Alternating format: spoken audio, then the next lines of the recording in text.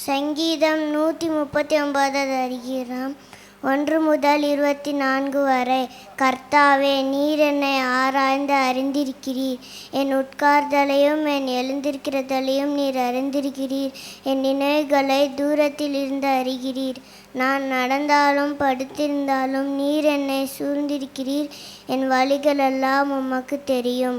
என் நாவில் சொல் பிறவாததற்கு முன்னே இதோ கர்த்தாவே, அதையெல்லாம் நீர் அறிந்திருக்கிறீர். முற்புறத்திலும் பிற்புறத்திலும் நீர் என்னை நெருக்கி மது கரத்தை என்மேல் வைக்கிறீர். இந்த அறிவு எனக்கு மிகுந்த ஆச்சரியமும் எனக்கு எட்டாத உயரமுமாய் இருக்கிறது.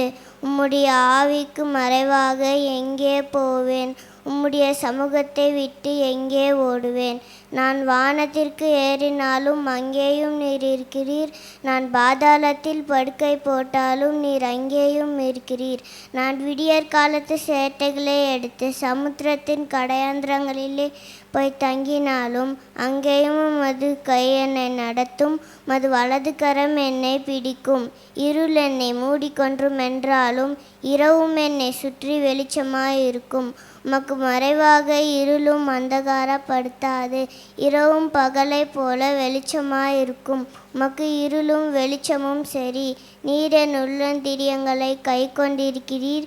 என் தாயின் கர்ப்பத்தில் என்னை காப்பாற்றினீர். நான் பிரமிக்கத்தக்க அதிசயமாய் உண்டாக்கப்பட்டபடியால் உம்மை துதிப்பேன். உமது கிரியைகள் அதிசயமானவைகள், அது என் ஆத்துமாவுக்கு நன்றாய் தெரியும். நான் ஒளிப்பிடத்திலே உண்டாக்கப்பட்டு பூமியின் தாழ்விடங்களிலே விசித்திர வினோதமாய் உண்டாக்கப்பட்டபடியால் என் எலும்புகள் உமக்கு மறைவாய் இருக்கவில்லை. என் கருவை உம்முடைய கண்கள் கண்டது. என் அவயங்களில் ஒன்றாகிலும் இல்லாத போதே அவைகள் உருவேற்படும் நாட்களும் மது புஸ்தகத்தில் எழுதியிருக்கிறது. தேவனே, உமது ஆலோசனைகள் எனக்கு எத்தனை அருமையானவைகள்! அவைகளின் தொகை எனக்கு எவ்வளவு அதிகம்! அவைகளை நான் எண்ண போனால் மணலை பார்க்கிலும் அதிகமாம். நான் விழிக்கும் போதும் உம் மண்டையில் இருக்கிறேன். தேவனே, நீர் துன்மார்க்கனை அழித்தீரானால் நலமாயிருக்கும். இரத்த பிரியரே, என்னை விட்டு அகன்று போங்கள். அவைகள் உம்மை குறித்து துன்மார்க்கமாய் பேசுகிறார்கள்.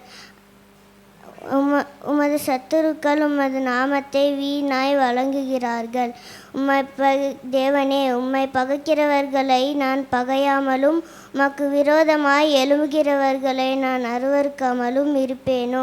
முழு பகையாய் அவர்களை பகைக்கிறேன். அவர்களை எனக்கு பகைஞராக எண்ணுகிறேன். தேவனே, என்னை ஆராய்ந்து என் இருதயத்தை அறிந்து கொள்ளும். என்னை சோதித்து என் சிந்தனைகளை அறிந்து கொள்ளும். வேதனை உண்டாக்கும் வழி என்னிடத்தில் உண்டோ என்று பார்த்து நித்திய வழியிலே என்னை நடத்தும். ஆமென்.